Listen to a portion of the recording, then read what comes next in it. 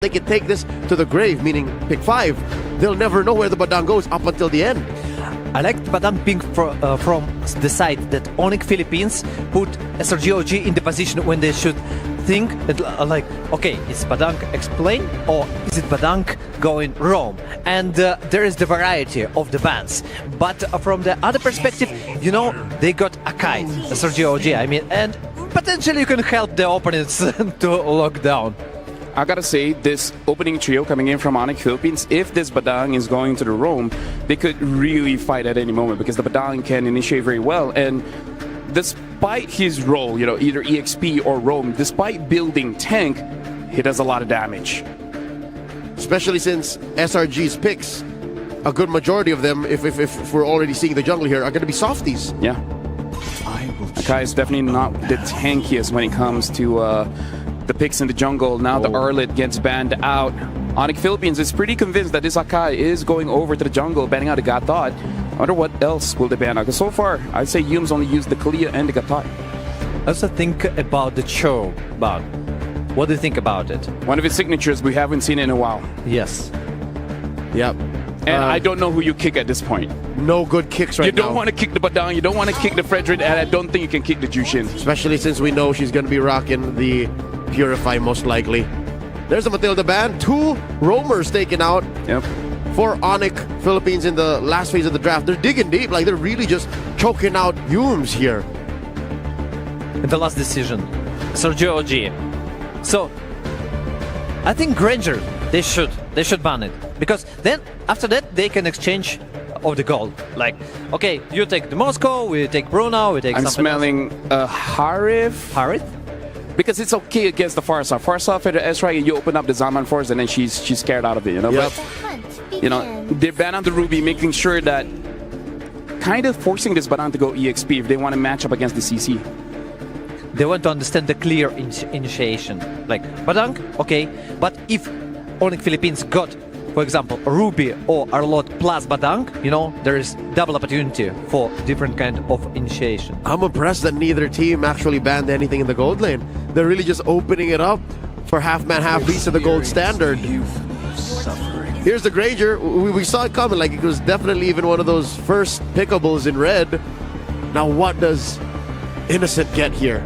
Go Bruno again. Is that the option? Just went out super early and then translates to a win? Yeah, no, you want something that has a early power spike or something that doesn't care. So even the... I just got one thing. Don't pick Moscow, please. It's just the question. Stats will tell you yes. Yeah. But also I was going to say Harith. Harith's fine. Harith is fine. It's kind of good. I wouldn't Claude here. Okay. There's the old pick for Yums. Yep. Where have you been? One of the signatures, but again, not a lot of options. Like, he really has to show the mastery here to make it work. Onic PH are locking and loading their Purifies. It's gonna matter. And the last pick, Bruno. Yep, it is that Bruno. They actually want to win early game. Yep. They want to push their opponents super hard. And the Chu is a good decision. Yep, that is mid-game initiative for SRG's rotating kill squad. Onic PH, they got one more. The jig is up. We know where this Badang is going, and it's in Rome. The Phoveus reveals itself. We saw in the previous matchup, not good against the CC, but Destroyer, final thoughts? Just because of the Cho last pick and the good composition that I see from SRG OG, I want to make a prediction that they gonna win. But I also like the Onic Philippines draft.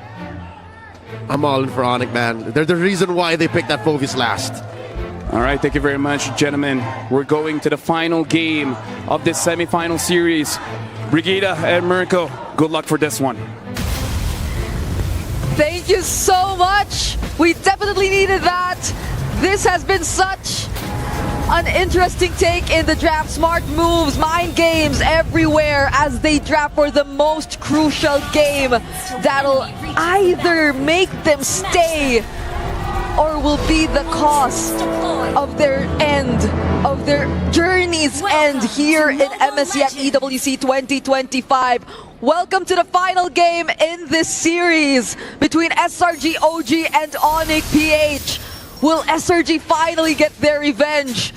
Or will Onic prove once again why they're the reigning champions of the world? What are your thoughts on the final draft, Mirko? Oh, that's a tough question. You really put me on the spot. The Fredrin's great. I liked it. I thought there was going to be a setup for the Arlet Red 3, but they instead picked up the Badang, and then we got to see why. Yep. They really shut Yums down, forced him to play on the Cho, a hero that we haven't seen him on for a while. Yes, we kind of know him for Cho. He's played Cho before as well. MSC 2024 was Crazy Run, SPS 2. But this tournament, I don't remember seeing any crazy plays for Yums on Cho, so I think that could be, you know, again, an angle that Onic Philippines took with the Badang pick instead of the Arlet. Then they proceeded to ban Mathilda, and got that again, taking away his picks. Everything that else worked for SRG. So it really is about putting Yums into his uncomfortable spot, and also Skies. Yeah. Akai. Because even the panelists mentioned it. If ever the Cho does come out, who do you even want to go for? Exactly. In Onic PH's lineup, you'd have to be very picky about who you decide to use the Way of the Dragon on. And even if you do get to land a kick, you definitely have to have Stormy by your side, because that's where majority of the damage is going to come from. Innocent will have to take a bit more time before he gets to deliver in terms of damage. And that's another thing.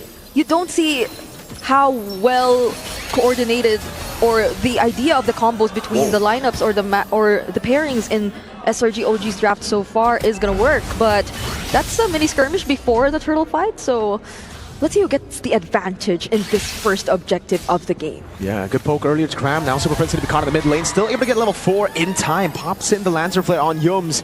Skies has the heavy spin. Kirk has the Vengeance, actually. Dark Wave already used up. Now going to go for the pick, and it will be on Skies. That's going to be the Inferno Pursuit coming down. Still a red tree win for Skies. But their airstrike and the curtain call locking him down as Kirk doesn't survive this battle. Stormy picks up the first blood. Brusco caught in the top spot. Yums walks back up. It's a double! Away to Dragon as he flickers forward. Kelra walking into the fight again. A beautiful taunt as well. Cram thrown back into turret range. Frizz with the Crimson Beacon. Now trying to turn things around. But it will end at a 2-for-2. So many things didn't land, miscoordination from Onic PH, and you see the knockups and the interruptions coming in too well for SRG OG. That heavy spin which just prevented everyone else from coming in, and that 2-man knockup coming in from Yums. So essentially, maybe it doesn't necessarily have to be all on the Way of the Dragon. It's in the way Yums could just literally destroy and break the tempo for Onic PH here, because that's what we saw in that particular fight. And even that missed flicker combo from Brusco, that meant a lot, because Stormy was just too free. Stormy's 2-0 on this Farsa, and that's not going to be too good if you're Onic PH. And you can really see, Kirk struggle a bit in that team fight. Yes, he has the Vengeance, he knows he's going to be pinned down a lot of times, but I think we would expect the Phobius to do a bit more in Turtle 1. He was just completely nailed down to the ground, and SRG didn't really feel the pressure of the Phobius. It did seem like Kirk and Cram had a battle of their own. Because the way that Brusco actually put the wall down in that turtle fight was kind of like some sort of way to isolate these two guys, but Cram had easier ways to work around these kinds of obstacles. Like Cram can just bounce here and there. You could just say the same for Kirk, but so long as no one gets to really proc, or as long as he doesn't get to proc this passive, then it's gonna be a bit more difficult for him to do that. So Onic have to be mindful of this upcoming fight, because SRG, they just have so many tools to ensure that they'll get the objective freely for themselves. And both of them want to fight for this. They both want to go for it. Yums with the Jikundo canceled out. No way to Dragon follow up. There's a curtain call. Will lock King Kong down. Still, Skies baited in. Kirk going in for the pursuit again. And Skies popping in the heavy spin early. Super Prince popping in a Crimson Beacon. Kirk getting the Dark Wave in the back. And now it's going to retreat battle won by Skies somehow. It's a taunt for Yums. Kelra gets the kill. Stormy with the killing spree back again as Brusco goes for the pin down on Skies, but it's Cram to get the kill. Stormy with the flicker forward, trying to go for the stun. Kelra kiting away, and it is a ruthless battle back and forth. There wasn't even much damage from the Appraiser's Wrath just yet. SRG OG just stood right in front of it, but it's a good thing for Onic PH that even Kelra was able to join in that fight. He's currently 2-0-1 on the Granger, but you could say the same for Innocent. Innocent has been providing so much more damage than we expected him to, even when he needs to take a bit more time on the Bruno. And that's going to be a problem for Onic PH, because I feel like even Innocent just through the worldie could save himself a lot of times. And now, oh, that's so aggressive! Look at SRG OG! They're just working around their key members so well. The key member this game has been Stormy. The mid lane for Selangor Red Giants OG Esports from the first fight. That feathered airstrike landing on crucial targets, getting the damage done. Even when it's cancelled by Brusco, he's already gotten most of the damage out. Yums, great position. Brusco with a pin down now. Super Fins pops in the Lancer Flare. King Kong tries to go to chain CC him, and Stormy is right there with the taking. Feather airstrike cancelled out instantly by Super Fins. Going for the Crimson Beacon in skies. Pops in heavy spin to go and defend, putting everyone away from Stormy. That was a lot of damage from this 4-0 on Farsa. You have to admit it. You saw just how Onic BH literally scrambled after that. It was already surprising enough to see Super Friends go in with a Crimson Beacon blindly in that bush, where there were several members of SRG OG waiting for him, and that could have been something potentially for them, but at least he was able to walk away, not even using the flicker. But I think that's another conversation too. At least for Super Friends, for Brusco, for Kelra, they do have their flickers. But when Kirk does put himself in a spot where he just decides to full commit and SRG OG is just everywhere, he can't find a way to get out because he doesn't have the flicker. Oh. Walking up into the heavy spin out. That's Nimby Skies winning the retreat battle. Oh, massive dark wave in front of pursuit to the back line now. Brusco goes for the fist crack and Super Prince continues to chase on. Innocent still kiting, free hitting, taken down. Super Prince now with the Crimson Beacon, able to kite away. Kara gets one, but Innocent dishes out so much damage. It's Skies who picks up the kill. It's a double, and that third turtle to Selangor Red Giants OG Esports. 3 consecutive turtles, 3 objectives that SRG OG are just able to easily get their hands on. Emphasis on easily, just because of how useful this heavy spin is. And that's just one of the many things that makes all the objective takes a lot easier for SRG OG. You have Humes also with a potential threat on the setups. And look at how this is, I feel, the second failed attempt from Brusco to find a setup, a counter setup on the Badang. And that's also all aside the fact that Innocent is once again untouched for majority of the team fights that we see happen in this game. So now that we look into that, where is the range gonna come from Onic BH?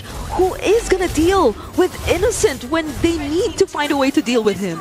Kirk is 0-4-2. He cannot be the guy to walk up, but he is gonna walk up. Pops into Vengeance as well. Innocent just shredding through with the help of Stormy too. Kirk, no movement, gonna be taken down by Cram. And now it's Onic Philippines on the back foot. Brusco, can he make the play? He actually walks up and gets kicked back all the way to the back over to Stormy. Sky's on a killing spree, and Onic Philippines in shambles.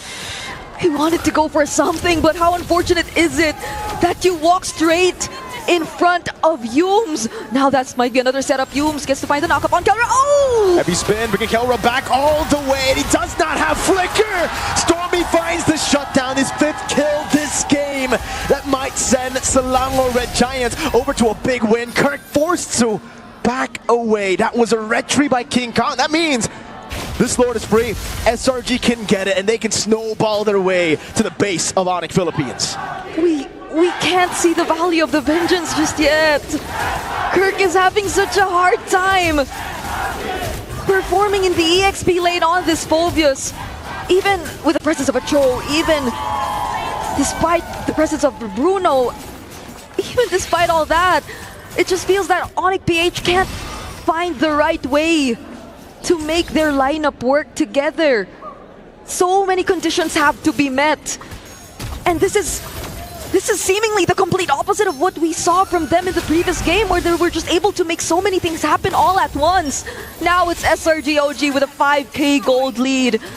Kelra at least is very close in terms of gold, actually even a bit ahead against Innocent. But that's only Kelra. That's only if you look at Kelra. Only Kelra. The rest of them are all far behind, and I think most of the lead is on Cram. You can see the CC matchup against Phobius again. We already got to see it in the previous game. For Kirk, it was on the CC winning it out, and now Onic Philippines fall to the strat that got them the win. Again, the CC against Phoveus. It's a different approach, to be fair, right? It's a Phoveus with vengeance. But that makes it a bit weird. You're an all-in hero now. You walk up, and if you don't get a kill, you're dead. Kelra in the back, forced to flicker out. The Lord charges in to the base, and it'll be Skies brought back by the Lantern Flare. Kirk now at half HP. Kelra walking back again. It's going to conceal already. Onic Philippines holding the base. The base turrets are all intact. But now the question is, for how long can they hold? That's all Onic PH has to do right now. Hold on to their base. Defend their base turrets as much as possible. Because SRG OG, they're just so close to once again returning to the grand final stage. If they make it happen in this upcoming siege, another feathered airstrike already committed by Stormy. That's already a lot of damage onto Prince and Kirk. Skies walks up a bit too aggressively and will get poked down. They have to play it slow. We've seen these kind of moments from Onic Philippines when it looks like it's impossible to turn the game around. They suddenly click. Yeah, it's that and one they moment. Capitalize on those little mistakes. We saw it from the Spirit match yesterday. At Selangor Red Giants OG Esports, they have studied it. They know how to play discipline. This isn't their first rodeo. Going back again, resetting. We get a look at the damage dealt ranking that is just led by Stormy on this Farsa. Such a monster. 2 times he's been able to zone Kelra, take him out of the fight before Onic Philippines can even do anything about it. Yeah, and we had this entire conversation about Fredrin being the face of utility junglers, but you know what?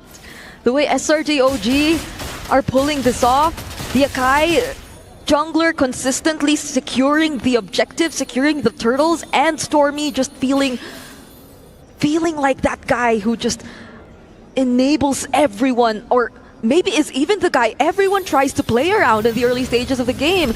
It just allowed SRG OG to arrive at this point in the game, and they can focus their attention to other members now, definitely on Innocent a bit more, because Innocent 2 is looking to be online. I don't think he's had to use the Purify at all yet in this game. Oh, Skies goes for the pin down. With a heavy spin already over to King Kong, he's still going to be able to take some shots, but Stormy gets the last one in. Lord not taken yet. Cram still has vengeance. It's a few shots over to him, but with no King Kong. That means Onic Philippines will have to give this one away. And SRG, again, are getting closer and closer to making it back to where they were just a year ago. King Kong, that was the first time he died in this game, but that was such bad timing. If you're Onic PH, SRG OG, as you've mentioned, they've been wanting to get revenge on Onic PH. After so long, they are yet to win against this team every single time they meet. Prince. Oh, but another heavy spin! Again, Skies walked up with a heavy spin. There's no Lord. They baited out some big resources on Onic Philippines. And it might be a case of SRG being too quick with it. Those are some really crucial resources to go for the siege. They could have gotten more than one base turret, but now they have to be happy with just one. Yep. Onic PH have a lot of time to work on this Lord, on this objective. Oh, but there was an attempt. Feathered airstrike. Yums could have also looked for a setup, but at least got revealed just in time as they used the conceal. So as you've mentioned, Onic PH clearly still holding on. We're 14 minutes into this game. There's a lot of catching up to do when you look at the other matchups, when you look at the other heroes and players here for Onic PH, but everything looks good.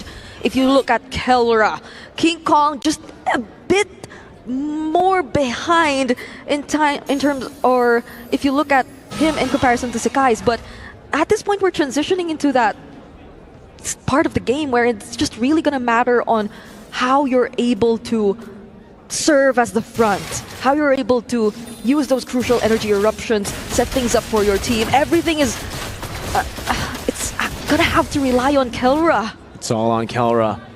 We've seen him pull off masterful comebacks, clutch moments to turn things around against Spirit, against many other teams in the past, against RQ and SBS too, but now against the Red Giants, he's gonna need more than just a miracle, because you're right, Brig. It's just on Kelra. Onic Philippines usually in a comeback, they have much more damage dealers. Here, Yeah. they have one dude. That's why I took my time. I've been trying to think of where else could the damage come from. who else could they potentially rely on? Because you could expect Super Friends to be another layer of crowd control, another way to set up to find the knockups and certain members of SRG OG, but not unless he does have the Sky Piercer too. We'll have to double check that later on. But it does feel like it's a bit more of a utility that Super Friends is serving right now in terms of Onic PH's lineup. So how well could they protect Kelra? How well could they play around Kelra? Lightning truncheon for Stormy. That's going to help him in, again, those feather airstrikes. If he just finds one on Kelra, it's going to hurt him a lot. Yep. There's no respect from Kelra as of this moment towards Magic defense. He knows, not even Wind of Nature, he knows he's the only guy here to deal damage. He needs to go Glass Cannon. That means he puts himself in a tough spot, but you've got to play with those little margins if you want to win a game like this. 8,000 gold behind against a composition that, by all means, outscale them. Yeah. Selangor Red Giants OG Esports are literally en route to making it back-to-back to an MSC Grand Final at the Esports World Cup. You have to manage the waves. Onic PH, they have so much to think about at this point in time. There's a wave up top, down bottom. And how do they enter this area? How do they make themselves seen in the Lord Pit? Ooh. That's a curtain call already committed by Cram though. So Wave up top. that's the thing. No conceal too. They've already baited it out now. SRG should be able to go and force this out. Super Friends caught in the tough spot. Yum's already able to Kundo, and now Kelra makes his way back. Let's see if they can save this game. It's giving the heavy spin stolen away. Skies in the back line still. King Kong going to be kicked by Yums with the way of the dragon. That gives him all the space necessary. Kelra in the back doing damage. It is very low. Kelra still going for it again. Immortality down. Kelra against Yums. Another immortality down. And now it is just Kelra left to defend against 5 members of the Selangor Red Giants OG Esports crew. Kelra with a flicker forward. Innocent dodging away. Selangor Red Giants OG Esports against all odds stop their way to making it back to the MSC and Esports World Cup